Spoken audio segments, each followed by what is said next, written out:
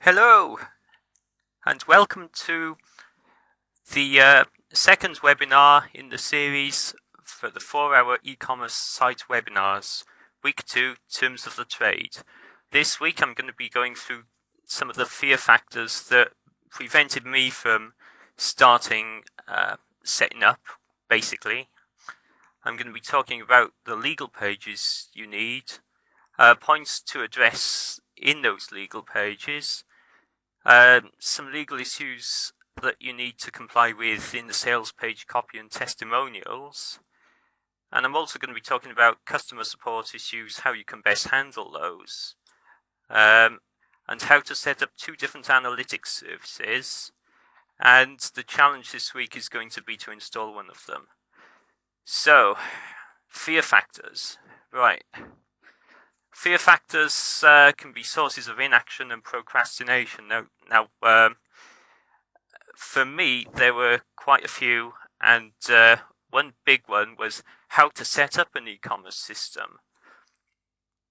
Now, that's there's quite a lot to that. Certainly, there was at the time that I first set one up. I first set up a product called Motivated Marketing System.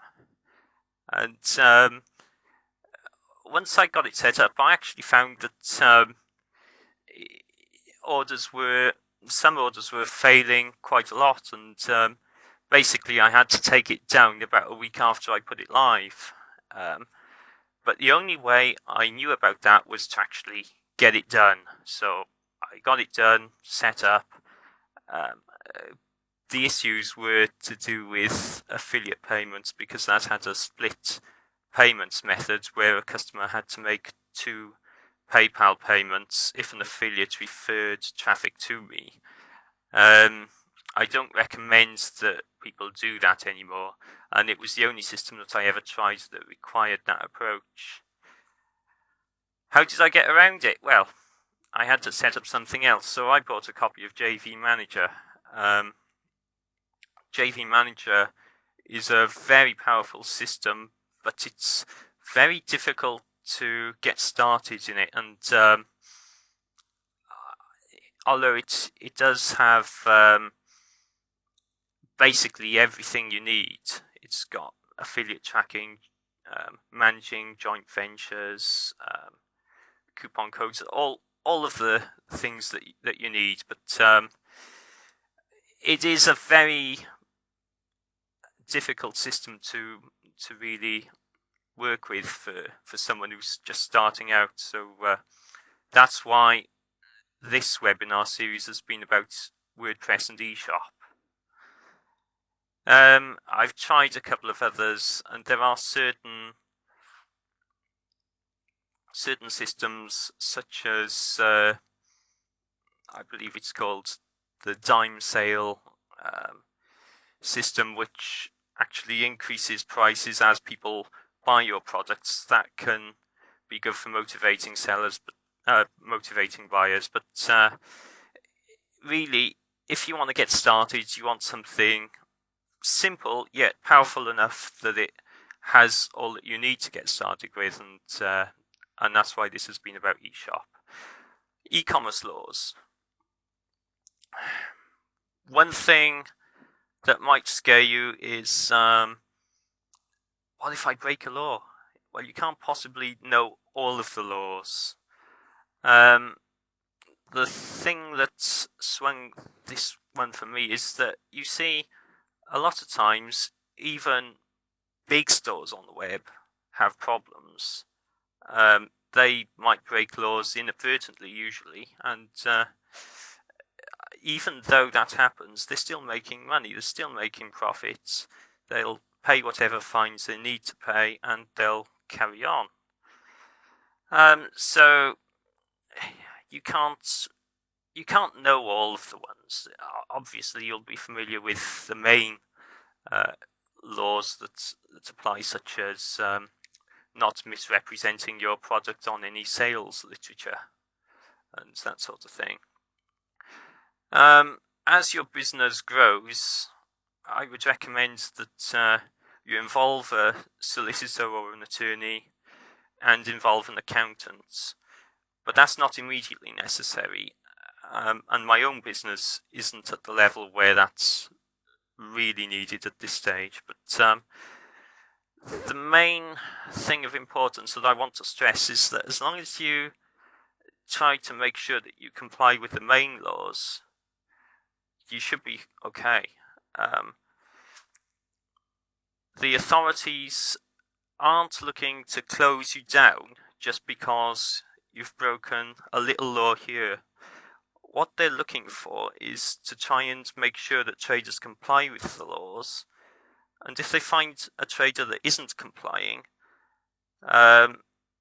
it depends on the nature of the non-compliance, but if it's a minor problem that can be addressed relatively easily, then they'll just ask you to sort that out. They'll tell you what the problem is, and you'll be able to sort it out.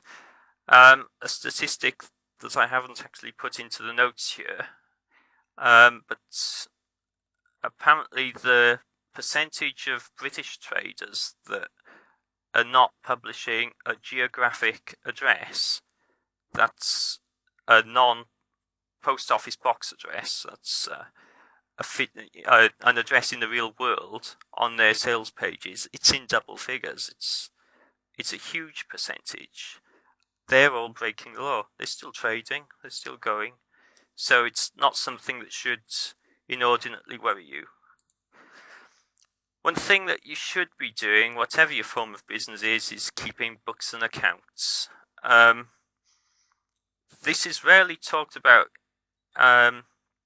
by people in the marketing sectors, but you're going to need to do this so that you can report how much taxes you can make reports of your tax returns and that sort of thing.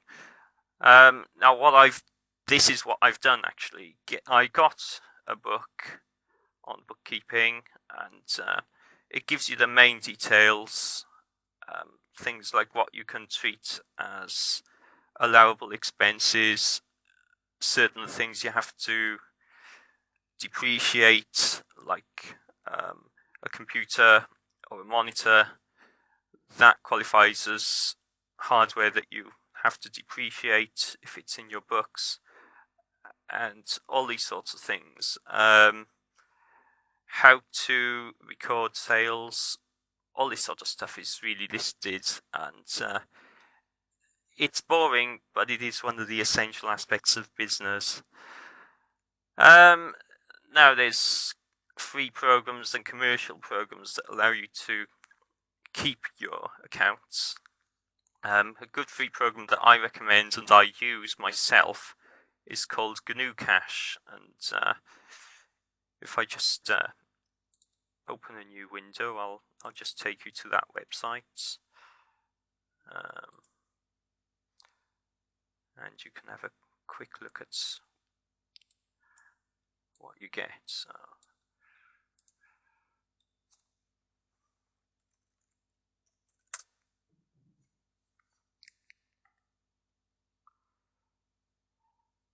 It's been developed for a long period of time. It's perhaps not the easiest package to use, but you can download it for free. You can get the source code. Looks like there's a new version now. I always recommend going with stable versions of products. If you want to test something, fine, but it's going to take some of your time away, and time is the one thing you need to minimize your use of when whatever your form of business is. GNU Cash uses a form of bookkeeping known as double entry bookkeeping,